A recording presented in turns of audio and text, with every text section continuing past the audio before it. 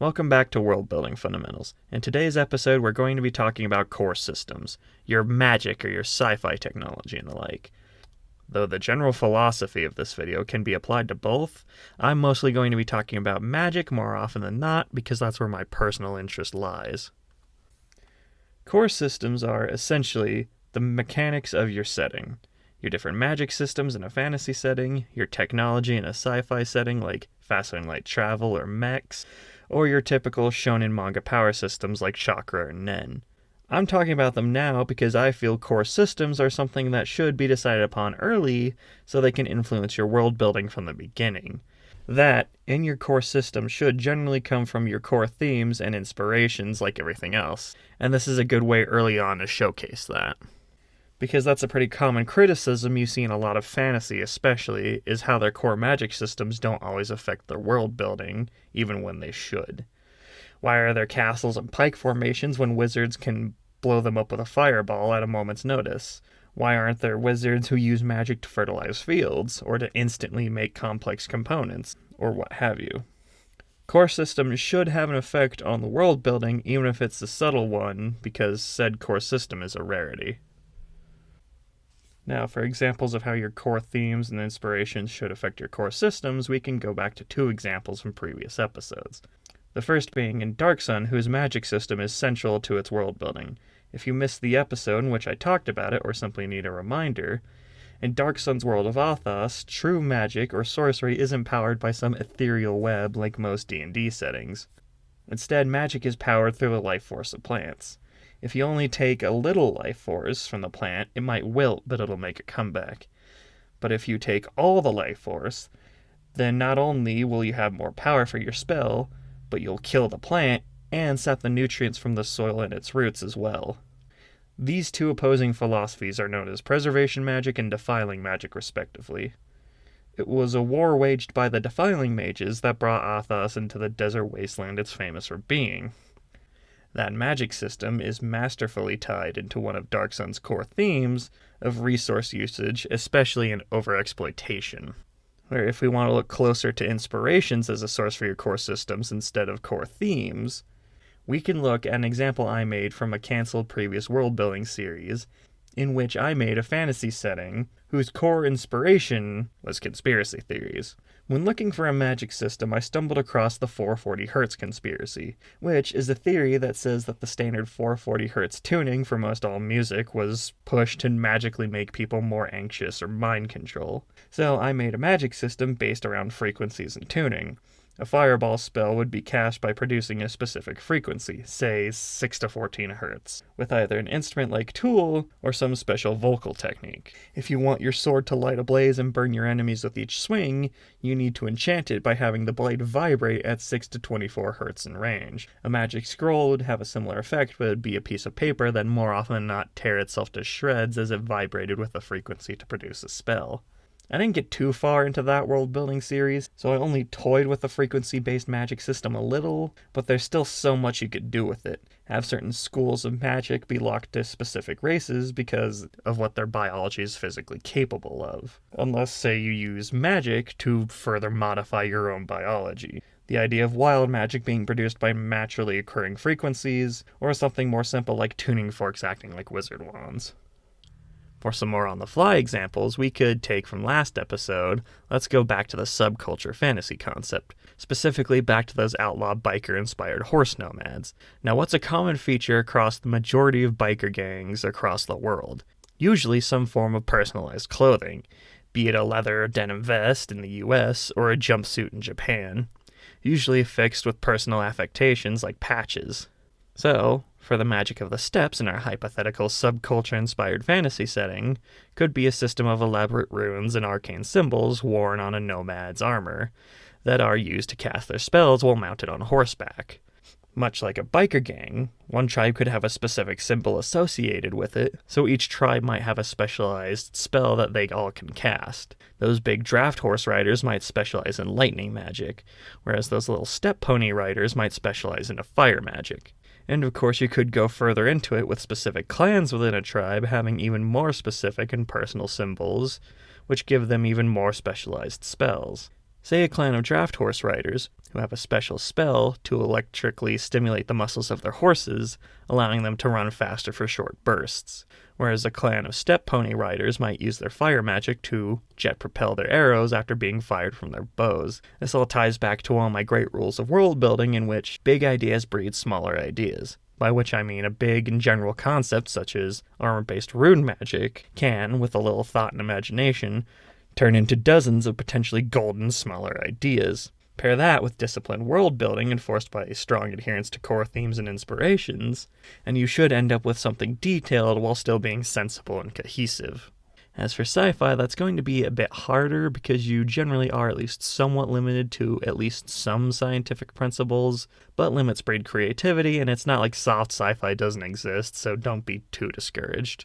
For our music genre-inspired sci-fi setting from last episode, we can look back to the individuality-smashing classic music-inspired space empire. Say, for a single piece of pivotal technology to the empire could be that they have their citizenry's minds linked together by a wireless connection. That artificial symphony of human minds are directed by royalty to achieve the maximum effect of their desire, be it a factory world full of mindless worker drones, or an entertainment world where everyone with a shred of creativity is mentally drained until said creativity gives out completely and they are disposed of. Said entertainment is sent out across the galaxy to help other mind-directing monarchs further stabilize their collectives to ensure maximum productivity of their population. You could also have your core systems describe more of a philosophy behind technological development, say with those gutterpunk rebels and how they may be extremely unorthodox, non-standardized, and experimental with their technological development. One starfighter they create might be the fastest in the galaxy, and its crew is a linchpin of the rebellion and its success, whereas another ship they built just from scrap parts that they think will be another innovative and impressive linchpin for the rebellion just blows up on its first mission. I'm not really a sci-fi guy, nor especially technically minded, so these examples might not be too specific and detailed as the magic examples, but I hope I still managed to bring the point across. Another point of discussion is, in how many core systems can a setting have? And that is something of a hard question. The best answer to which I'm going to say is, as many as you can reasonably handle, and what your core themes and inspirations allow. By which I mean, how many magic systems do you want to put in the effort for, to make and develop, and what still actually fits your core themes and inspirations.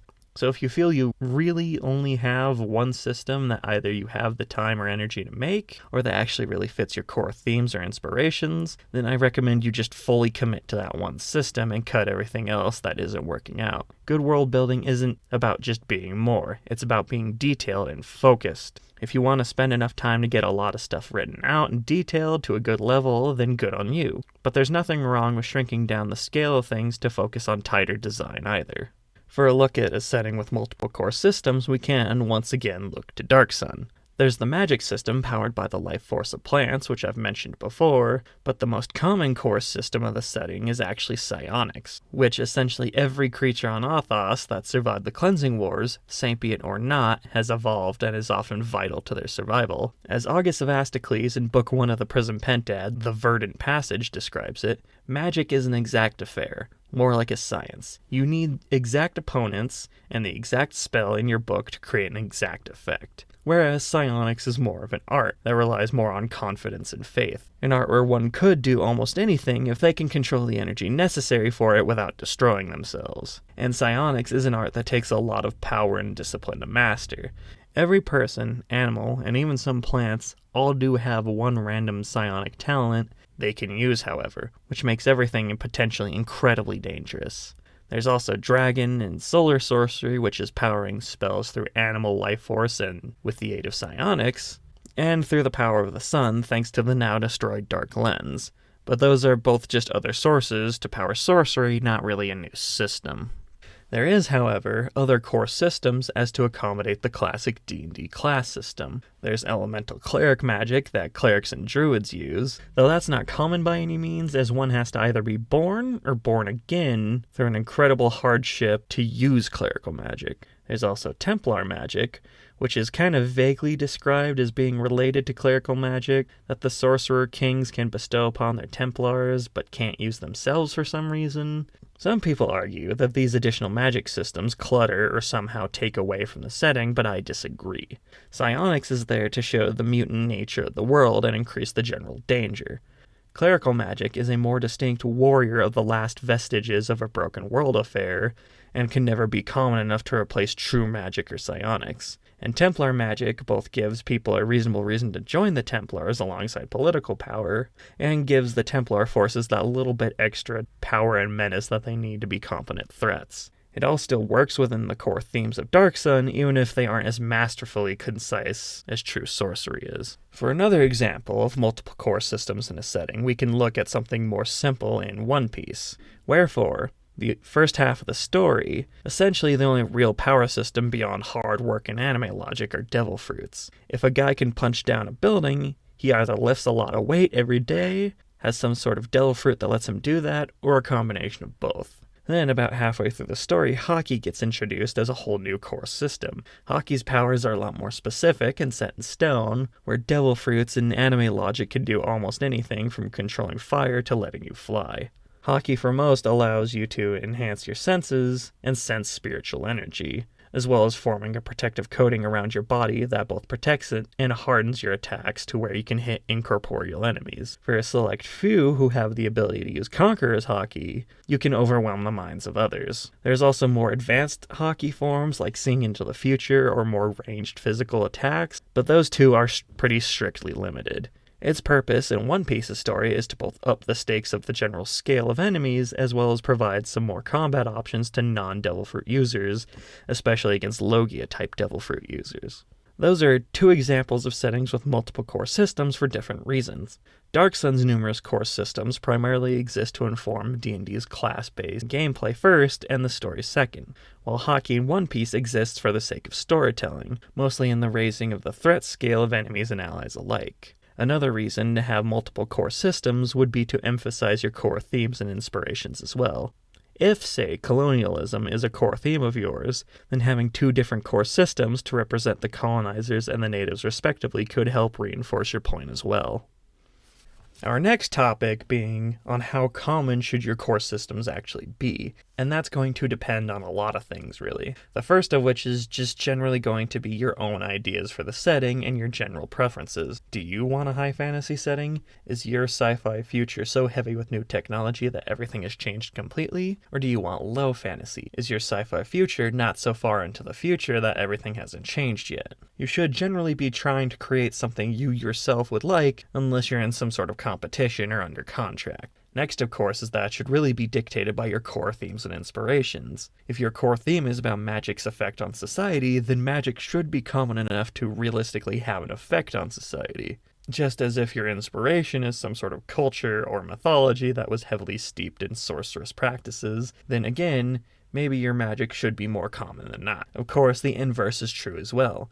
If your core theme is about the slow extinction of magic, then magic is more likely than not going to be less and less common in your setting. Just as if your inspiration is in, say, witch hunts and witch hunting, then if every magic user in your setting is considered a witch or a warlock, then magic will be less common as well unless your hunters are just that incompetent. I would also like to use this section in order to espouse some philosophy I believe in the commonality of magic specifically, in that I've seen the philosophy that magic being too common makes it boring and mundane, becoming more and more widespread and common. And to put it bluntly, if your magic being too common does make it mundane in the ways that people complain about, then your magic system is either badly written or badly used by your systems. It might be a fine system itself, but if you don't know how to use it, then it doesn't matter how common it is. Magic, if actually done well, elevates the mundane to the fantastic, not the other way around. As an example of this, I'm going to have you listen to one of my favorite parts of Book 1 of the Prism Pentad, The Verdant Passage. For context, this is a slave auction that takes place about a third of the way into the book, in which one of the main characters is being auctioned,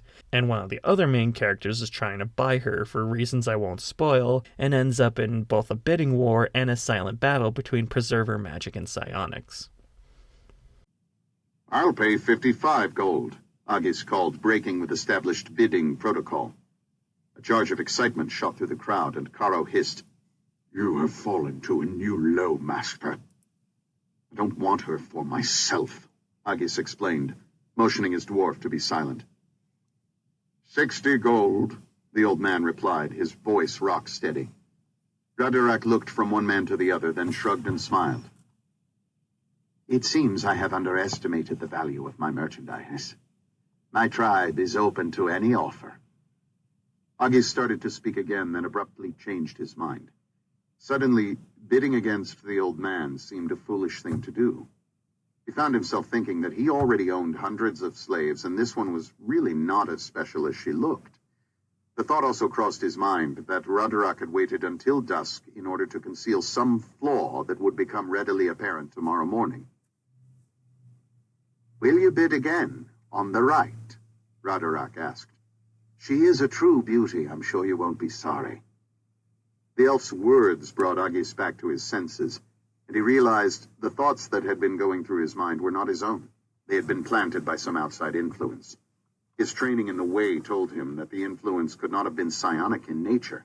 He would have felt it entering his mind had it been so. With a start, Agis realized that the old man had cast an enchantment on him. He started to complain, but realized that at an auction being run in such a place by a tribe of elves, his protest would have seemed absurdly naive and comical. Instead, he said, 65 gold. Agis turned to Caro, then whispered, "Keep up the bidding. Whatever you do, don't let the half-elf get away." "But she's only just do it," Agis ordered. "You'll see why later."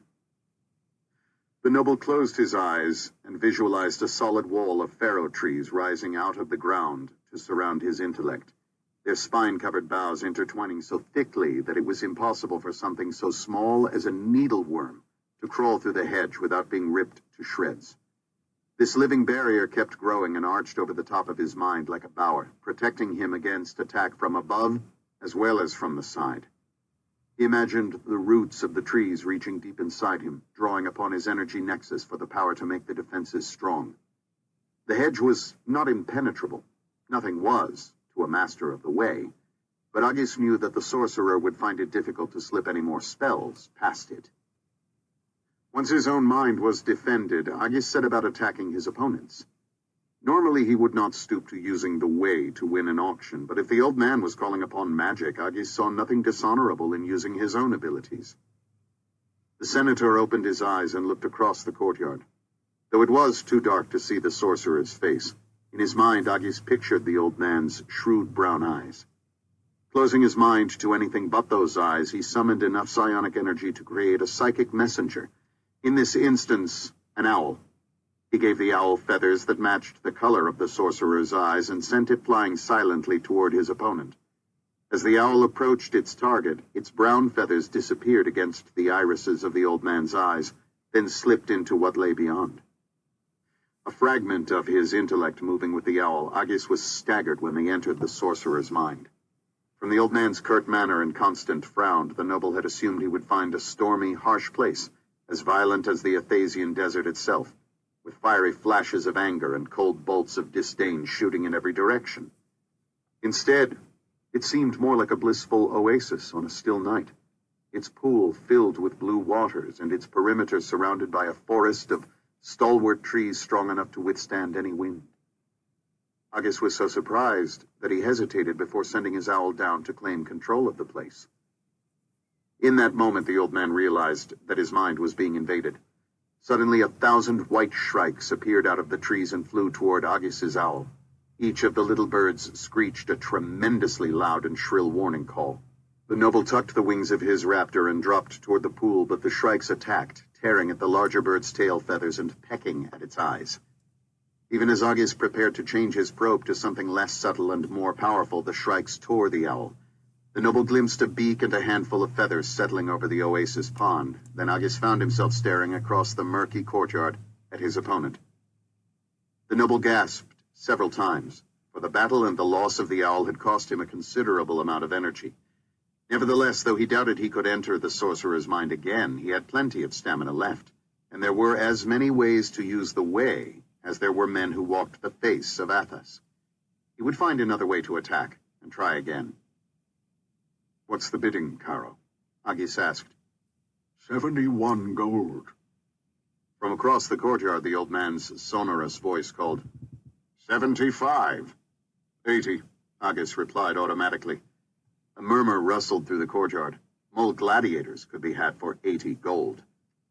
No response came from the other side of the courtyard. The slave girl regarded Agis with her icy blue eyes, then cast a glance in the old man's direction. "Are you finished bidding?" Radorak asked, directing his gaze to the old man. "I withdraw my offer." To the astonishment of Agis, the voice had come from close at hand. Had Karo spoken? Agis looked down and saw that a pair of lips had formed in the dust at his feet. There was no nose or chin or face of any sort, just a mouth. As the nobleman watched, the lips parted and said, "I withdraw my offer." Radorak's brow sank in disappointment as he looked to Agis. "Did I hear you right?" Planting his boots square in the mouth on the ground, the senator shook his hand. The mouth tried to speak again, but all that emerged was a muffled garble. When it was clear that the sorcerer's magical lips would not interrupt him again, Agis called, "I said 85 gold." "A bold maneuver," Radorak said, smiling in relief. He turned back to the old man. "Can you match his bid?" This time the noble was ready to pay the sorcerer back in kind. He used the way to create an invisible tunnel that ended directly in his opponent's mouth. As the old man spoke, Agis silently mouthed the words he wanted to come from the other man's lips. "I do not have that much." The voice was the old man's, but the words were Agis's. The noble was particularly proud of the way the voice cracked with disappointment.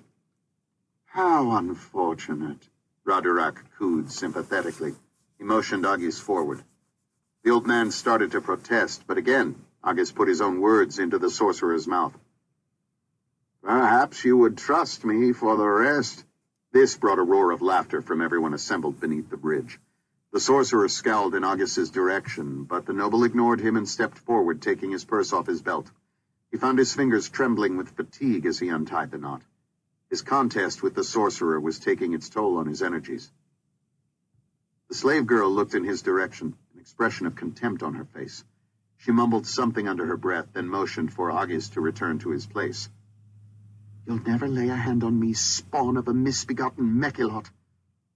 Agis's foot struck an invisible obstacle, and he found himself sprawling face first into the dust. He barely managed to tuck his heavy purse of gold away before his body struck the hard ground. More than a few of his fellows made lewd comments, suggesting Agis should wait until returning home to think about what he was going to do with his prize. The noble accepted the jibes with good-natured humor, then gathered himself up. The sorcerer's voice called, "I found a few more coins, Radorak. My bid is raised to 90 gold. The old man glanced at Agis, gesturing at him as if motioning him away. Agis stood, calling, 95. The bid elicited a puzzled look from Radorak. The elf frowned, then asked, "Have you ever seen Ral and Guthay dance a two-time jig?" "What are you talking about?" the noble demanded. This time the elf scowled angrily. "You should walk on your hands to Galga." With a sinking heart, Agis realized the sorcerer had cast another enchantment on him. Whatever anyone said to him reached his ears in the form of utter nonsense. Judging from Radorak's expressions, the reverse was also true. The elf motioned Agis back to his place, then invited the sorcerer forward. When the noble did not obey immediately, two tall tribesmen stepped forward to enforce their chief's order. Agis decided he would accomplish nothing by arguing in his present state, except perhaps starting a fight. He reluctantly retreated, then watched the old man shuffle forward. As the sorcerer moved into the torchlight, Agis saw the old man's purse bulging beneath his tabard. A last desperate idea occurred to him. He slipped his empty hand beneath his cloak and imagined it disappearing from the end of his arm, calling on the way to make it happen. A sharp pain sliced through his wrist, and then he felt nothing below the wrist. The old man paused in front of Radorak, reaching beneath his tabard. Keeping the stump of his arm beneath his robe, Agis reached toward the sorcerer's gold. Once again calling on the way, he visualized his hand appearing beneath the old man's cloak, clasped onto the purse. Suddenly he felt the heavy bag in his hand, just as if his hand were still attached to his own arm, save that there were many yards of numbness between his forearm and his fingers. The sorcerer untied his purse strings. Agis jerked on the leather sack, at the same time ending the expenditure of psionic energy which kept his hand separated from his wrist. The feeling below his wrist returned to normal, and he now held a heavy sack of gold clenched in his fist. As the purse was ripped from the sorcerer's hand, the old man spun and pointed a thick-set finger at Agis. "You'll find that water from the black well tastes best," he snarled. Agis shrugged at the nonsensical words. Still holding the old man's purse beneath his cloak, he raised his eyebrows at Radurak. Before the elf could respond, the sorcerer said something to him, pointing an accusing finger at the noble. While the old man was turned away, Agis took the opportunity to stand body to body with Caro and slip the purse he had just stolen to the dwarf. Of course, what the old man said made no sense to Agis, but he was counting on the legendary greed of elves to do his arguing for him. Since there was no gold in the old man's hands, the noble hoped Radurak would dismiss him quickly. As Agis had anticipated, the elven chief shrugged at the sorcerer's complaint, then motioned Agis forward. "Bring me the lungs and kidneys of your favorite goat." Without taking the chance of a reply, the noble went to the elf's side. He counted out 95 gold coins, while the other nobles left the slave yard with their purchases. Once Agis had paid the full amount, Radurak had his assistants bring the slave girl forward, offering her hand to the noble with the words, "Take this woman to the nearest mountain top. The moonlight there will be good for her skin." The half-elf cast a dismayed glance in the sorcerer's direction. The old man angrily regarded Agis for several moments, then turned to the slave and said, "In the fallow fields are whopping great windows. For now, you'll be safe with him." Agis breathed a sigh of relief. The second half of the old man's comment made sense. Alright, first of all, give it up to Troy Denning, the author, and Ray Porter, the narrator. Secondly, were this in the real world and no magic was involved at all, then maybe there would have been a little tension as first before Agis would have easily outbid Catan Deo because he's a nobleman. He did ultimately win anyways, but there's so much more clever tension and a great back and forth that completely elevated the scene. If your magic can't do something like that when it's used, then you need to rethink how you're using your magic in either your writing or your gameplay.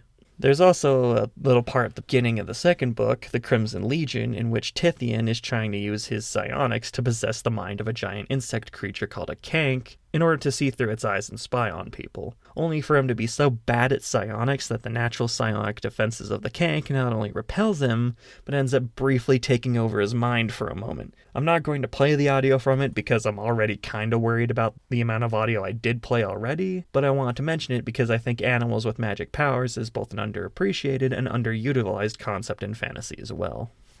Now for the final part of today's lesson, I'd like to talk a bit about hard and soft magic and hard and soft sci-fi, alongside, again, a bit of a side tangent in regards to magic and technology. First of all, we're going to talk about hard and soft magic. The term itself was created by the author Brandon Sanderson, and it relates to the fundamental logic of your magic systems and what they can do. Hard magic is defined by rigid rules, costs, or limitations. It's magic with a firm logic of its own. For X reason, you can cast Y spell with Z effect. A lot of anime power systems would count as hard magic systems. Alchemy from Full Metal Alchemist with its law of equivalent exchange, chakra and jutsus from Naruto with the hand signs and chakra types, and Nen from Hunter x Hunter, with Nen first of all needing to be awakened in a person, alongside Nen types and Nen contracts. For an example of hard magic from a fantasy setting, and is actually called magic, we can once again look to Dark Sun for the sake of ease. To cast a magic spell, you need to have the spell written down in your spell book, of which magically fades away from your mind after casting. You need the correct spell component, like a feather for a slow fall spell, and you need to gather enough energy from the surrounding plants to cast said spell. Soft magic, meanwhile, is more nebulous. It doesn't really have any rules or logic, it just does what the story needs it to do. The best example of that would be Lord of the Rings, where Gandalf just kinda does whatever really needs done at that time because he's an immortal angel wizard thing, sent to Middle-earth to guide the people. Same with the original Conan the Barbarian stories as well. Yog Kosha, when he was freed by Conan, shrank his captor Yara down into basically nothingness to face an eternity of torture himself.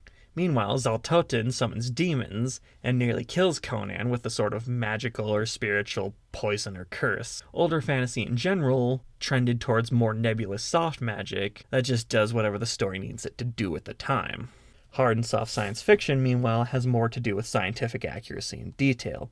According to Wikipedia, the term hard science fiction was first coined by author Peter Schuler-Miller, who was also apparently a bibliographer for Howard's original Conan stories, so that's kind of an interesting through line. Hard sci-fi, then, is defined by rigorous adherence to typically the latest scientific theories and hypotheses.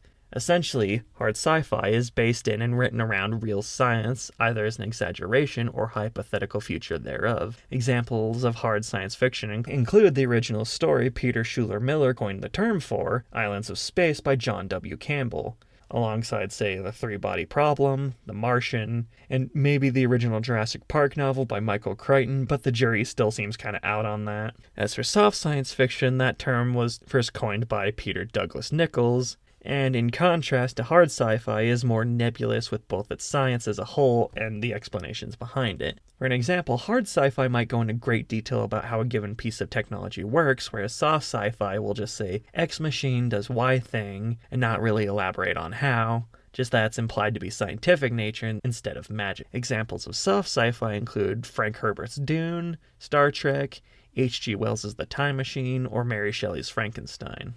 If we look at hard and soft systems beyond genre, it really seems like hard systems are those that shape the story around them, while soft systems are those that are shaped around the story. I've heard some people online say that hard magic doesn't feel like magic and it's somehow not fun like soft magic, and frankly, I couldn't disagree more. It kind of goes back to my argument about magic being too common, becoming mundane. If your hard magic system lacks any magical vibes, then it's a you problem, and by you, I mean it could either be the author or the reader, or both really. For the author, it could just be the methodology of how they explain it, where they're just too dry and encyclopedic about it, so it just feels more like a technical manual than a spell. As for reader error, put frankly, I just don't think most people online know what they're talking about when it comes to magic. And I think a lot of that stems from Arthur C. Clarke's "Any sufficiently advanced technology is indistinguishable from magic" quote, which, I'll just put it bluntly, I think is completely wrong. You can see videos on here of people showing primitive living peoples advanced technology like tablets or smartphones, and they don't just go up and down and go "Oonga boonga magic box," because they're not stupid. They just live differently than we do, and ancient people would have been the same way. If you showed up to an ancient Gaulish hill fort and capped one of the warriors in the head with a Glock, they'd understand you just have a weird bow and arrow-like tool in your hand, and then you'd just get shot by an actual bow and arrow.